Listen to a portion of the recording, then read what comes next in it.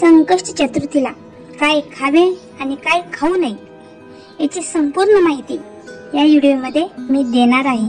चला तर मग आपण व्हिडिओला सुरुवात करूया। प्रत्येक महिन्यात 2 चतुर्थी येत असतात, एक कृष्ण पक्षात आणि दुसरी शुक्ल पक्षात। तर कृष्ण पक्षात येणाऱ्या चतुर्थीला संकष्ट चतुर्थी तर शुक्ल पक्षात येणाऱ्या चतुर्थीला विनायक चतुर्थी असे म्हटले जाते। चतुर्थी तिथी भगवान श्री गणेशांना समर्पित असते आणि या दिवशी विघ्नहर्ता श्री गणेशांची पूजा केली जाते। मैत्रिणीने आता आपण हे जाणून घेणार आहोत की संकष्ट चतुर्थी कोणी करावी, हे व्रत केल्याने काय लाभ होतो, या व्रताची काही महत्त्वाचे नियम, संकष्ट चतुर्थीच्या दिवशी कोणते पदार्थ खायला हवे आणि कोणते पदार्थ खाऊ नये याची आपण संपूर्ण माहिती या व्हिडिओमध्ये आपण पाहणार आहोत। तर संकष्ट चतुर्थीच्या दिवशी आपण सकाळी लवकर उठावे, स्नान करावे आणि जर शक्य असेल तर स्वच्छ पिवळे रंगाचे वस्त्र म्हणजेच पिवळे कपडे परिधान करावेत। त्यानंतर आपण भगवान गणेशाची विधिवत पूजा करावी।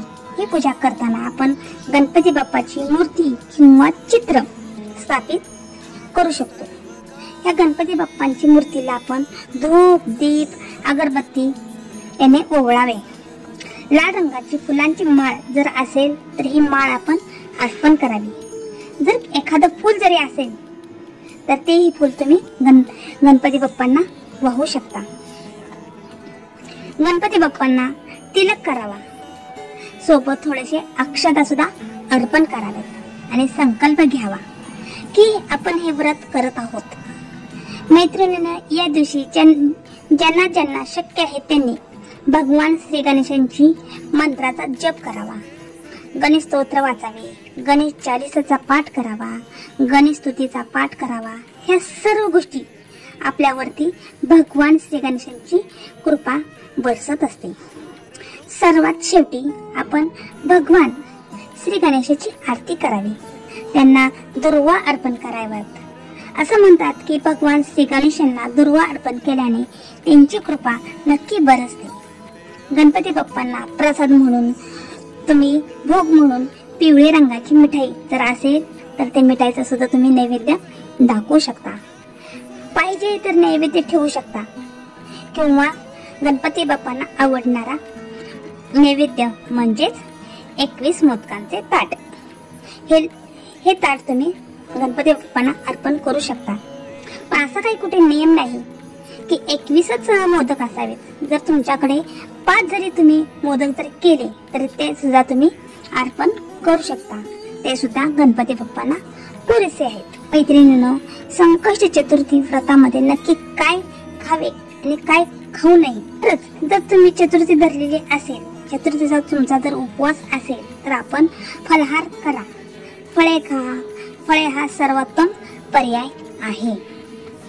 तुम्ही या ठिकाणी मिठाचा वापर करणार आहात तर तुम्ही सेंधव मीठ म्हणजेच त्याला उपवासाचे मीठ असेही म्हणतात, त्याचा वापर तुम्ही अवश्य करा किंवा साधं जे समुद्र मीठ आहे ते सुद्धा तुम्ही वापर करू शकता। मात्र काळ्या मिठाचा वापर चुकूनही या संकष्ट चतुर्थीला आपण करू नये।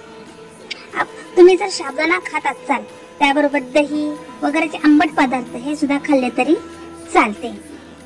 रसदार जी फळे आता आपल्या ह्या ऋतूत येतात ते सर्व फळे तुम्ही खाऊ शकता, म्हणजे त्याचं तुम्ही सेवन करू शकता।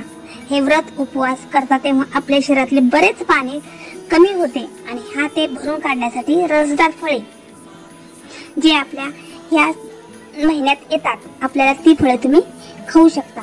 या संकष्ट चतुर्थी व्रतामध्ये दिवसभरात जेव्हा तुम्हाला थकवा जाणवेल, कमजोरी वाटेल, तेव्हा तुम्ही चहा किंवा सरबत जे काही पेय तुम्ही घेत असतात ते तुम्ही उपवासाला घेऊ शकता। मैत्रिणींनो, एक महत्वाची गोष्ट की कोणत्या गोष्टी खाऊ नयेत या ठिकाणी अनेक जण विचारत असतात।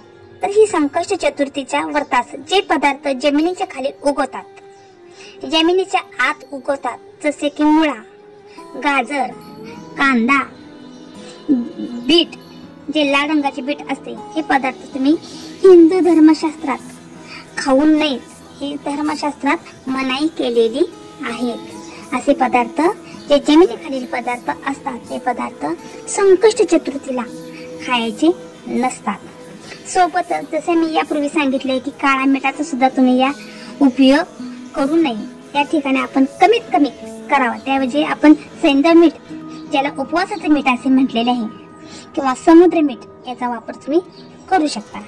कोकण सारख्या भागामध्ये कटहल ज्याला असे म्हणतात म्हणजेच फणस, या फणसाचा सुद्धा तुम्ही वापर संकष्ट चतुर्थीला करू नये। फणस खाऊ नये असे सांगितले आहे की फणसापासून बनवलेले कोणतीही चीज किंवा पदार्थ जसे पापड असतील, चिप्स असतील किंवा अनेक जे काही पदार्थ असतील की ज्या पदार्थांना मसाल्यांचा वापर फार मोठ्या प्रमाणात असतो, अशा पदार्थ तुम्ही या उपवासासाठी खाऊ नयेत, खाण्यासाठी हे पदार्थ वापरू नयेत। आणि एक महत्त्वाची गोष्ट, जर तुम्ही चतुर्थीचा व्रत करताय तर तुळशीचा वापर, तुळशीची पाने जर असतील किंवा मंजुळा याचा वापर सुद्धा तुम्ही संकष्ट चतुर्थीच्या उपवासाच्या वेळेस तुळशीच्या मंजुळा याचा किंवा तुळशीची पाने, तुळस याचा वापर मुळीच करू नये। कारण श्री गणेशांचं तिथं सख्य नाही, म्हणजे त्यांचा तिथं वैरभाव आहे, म्हणून त्या ठिकाणी आपण तुळशीचा वापर चुकूनही पूजेमध्ये करू नका। श्री गणेश असतील किंवा शिवशंकर किंवा भोलेनाथ, माता पार्वती, तर जो शिवशंकरचा परिवार आहे, कार्तिकेय असेल तर त्यांच्या पूजेमध्ये तुळशीचा वापर हा मुळीच करू नये। तर ही गोष्ट लक्षात तुम्ही कायमस्वरूपी ठेवा। या दिवशी आपण आपल्या घरातला कोणताही सदस्य तामसिक भोजन करणार नाही, याची जबाबदारी आपण स्वतः घ्यावी। म्हणजेच मांसाहार असेल किंवा जास्त मसालेदार पदार्थ असतील, कांदा लसूण अशींची आपण विशेष काळजी आपण या दिवशी घेतली पाहिजे। म्हणजेच उपवासाच्या दिवशी तुम्ही मांसाहार, जास्त मसालेदार पदार्थ मुळीच खाऊ नये। तसेच या दिवशी कोणाचंही उष्ट म्हणजे एकमेकांचं उष्ट आपण शक्यतो संकष्ट चतुर्थीच्या दिवशी मुळीच खाऊ नये। आणि कोणत्याही प्रकारचे व्यसनापासून सुद्धा आपण लांब राहिले पाहिजे। संकष्ट चतुर्थीच्या व्रताचा मित्रांनो, मैत्रिणींनो फार मोठे महात्म्य आहे। असं म्हणतात की भगवान श्री गणेश, जी व्यक्ती संकष्ट चतुर्थीचे व्रत करते त्या व्यक्तीला भगवान श्री गणेश प्रत्येक संकटातून बाहेर काढतातच, संकटातून आपली मुक्ती करतात आणि सोबत सर्व प्रकारच्या मनोकामना सुद्धा आपल्या पूर्ण करतात। मात्र त्यातल्या त्यात जर तुम्ही तुमच्या लग्नाबद्दल काही बाधा येत असतील किंवा काहींचे लग्न जुळत नसतील, त्यामध्ये दोष येत असतील, अडथळे येत असतील, तर आपण संकष्ट चतुर्थीचे व्रत अवश्य करा। भगवान श्री गणेश यांच्या कृपेने जीवनामध्ये सुख समृद्धीचे प्राप्त करायची असेल तर त्यासाठी हे तुम्ही संकष्ट चतुर्थी ही तुम्ही अवश्य केलीच पाहिजे। जर तुमच्या कुंडलीमध्ये काही दोष असतील किंवा लग्नासंबंधीचे मोठे दोष असतील किंवा शिक्षणासंबंधी किंवा नोकरी संबंधी किंवा बाळाचं जर शिक्षण व्यवस्थित होत नसेल, विद्यारचना म्हणजे शिक्षण प्राप्त करण्यामध्ये काही अडचणी येत असतील, अभ्यास व्यवस्थित होत नसेल, करिअरमध्ये काही अडचणी येत असतील, तर अशा लोकांनी सुद्धा, तरुण तरुणींनी सुद्धा हे संकष्ट चतुर्थीचे व्रत हे अवश्य करावे। मैत्रिणींनो, संकष्ट चतुर्थीच्या निमित्ताने आपल्यावर भगवान श्री गणेशाची, गणपती बाप्पांची असीम कृपा बरसो या मनोकामना सहित मी माझा व्हिडिओ हा संपवत आहे।